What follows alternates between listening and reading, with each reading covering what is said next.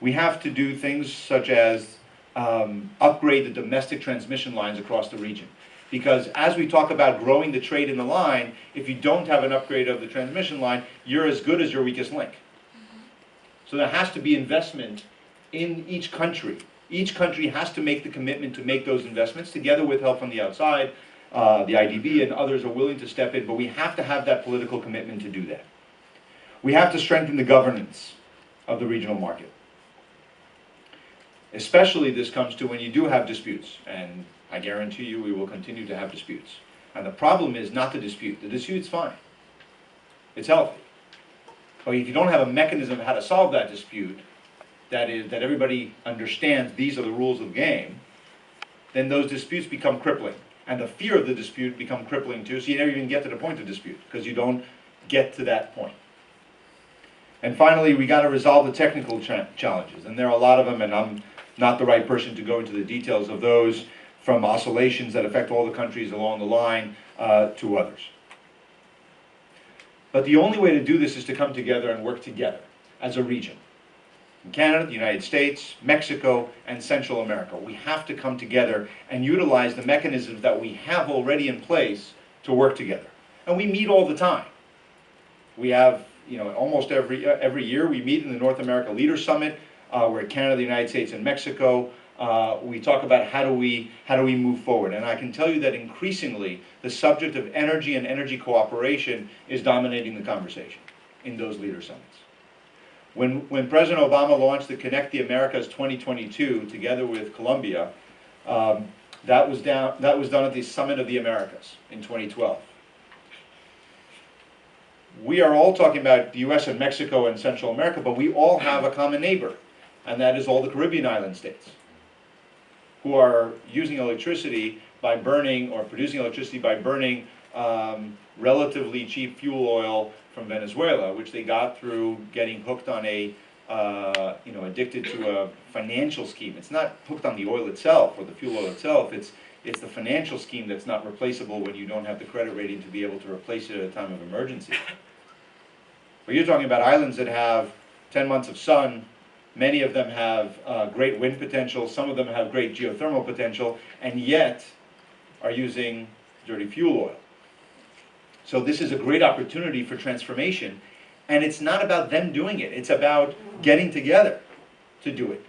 And that's why the Vice President went to the Dominican Republic, and Vice President Biden announced the Caribbean Energy Security Initiative, for us, not for the United States to do this, but for us to get together as a region, together with the international financial institutions, to say, we got to take care of this problem. Because the alternative to this problem, if there's a crisis, we will all suffer through those consequences, and there's no reason why the next generation of the Caribbean islands don't live the kind of future that they deserve.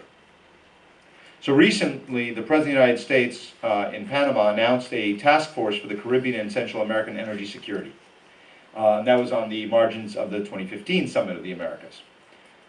And the idea behind that is to take all these different things that we're announcing, all these different initiatives for the Caribbean and Central America, the interconnection of our countries, and Connect the Americas 2022, and say, okay, let's take a look for a few months together, and what do we need to do to energize this process, to light a fire under us, and to get real goals of what are the actions, what's the action plan, what are the timelines, how do we involve other countries, other regions, other financial institutions, how do we coordinate, so you don't have situations where, if you look at some point how much money has been spent on the different aspects that I just described over the last 20 years, millions, with very little to show for it in some cases.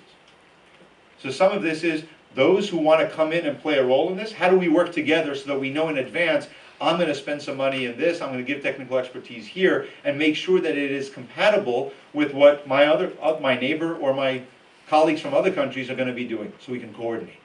Not to dictate to each other, but to coordinate so it actually leads to a better action.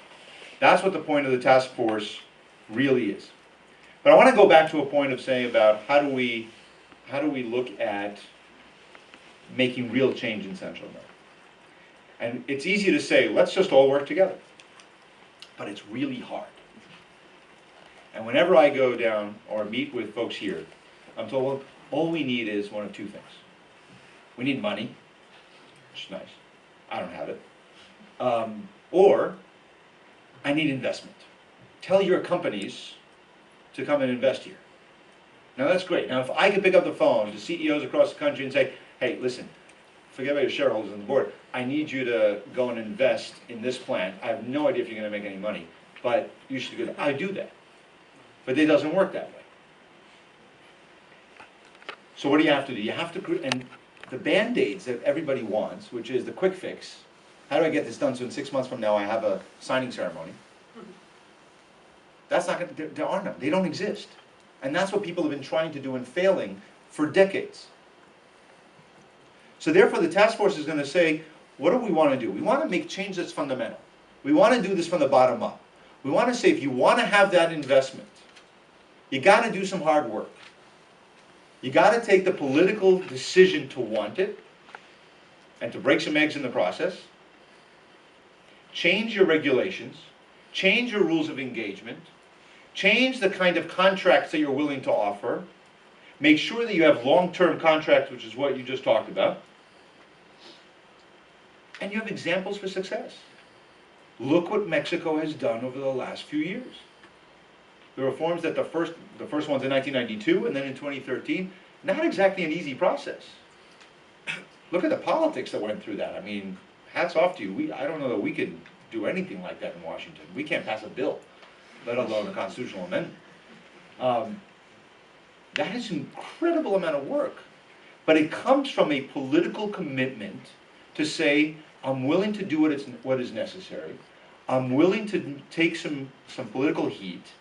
I'm willing to even suffer through some short-term pain in order to get that long-term gain, because that's what we have to get to. And I got to tell you, I meet with companies all the time. There is more interest in Mexico and Central America today than I've ever seen. And I think that has to be harnessed, because all of that will go to waste if we don't do what I'm suggesting.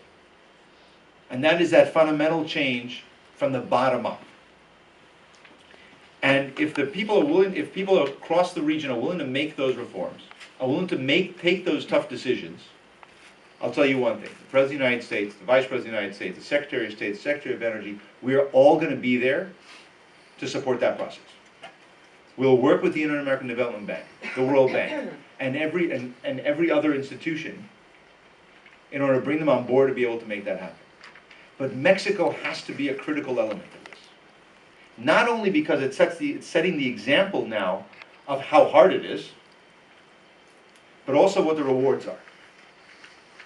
And it's not going to be a single line track of success. You're going to have bid rounds that work better than others. It's going to be a lot of learning by experience. And you're going to realize what you thought was a really attractive term turned out to be not such an attractive term, so let's mess with it a little bit and come back and do it again. But we got to be able to do it together. So over the next few months, we're going to be working together with our colleagues in Mexico and with our colleagues across Central America in order to come up with recommendations and an action plan to move forward, to take advantage of the revolution that's happening in the United States, the abundance of gas, natural gas, the investment opportunities in renewable energy and new technologies, the strengthening of the trading market in the region. If we're able to get all that done, I firmly believe that we are going to be able to be enormously successful in revitalizing the economy of the region and create more prosperity and act as a region and not a collection of single country markets in the very near future. Thank you again.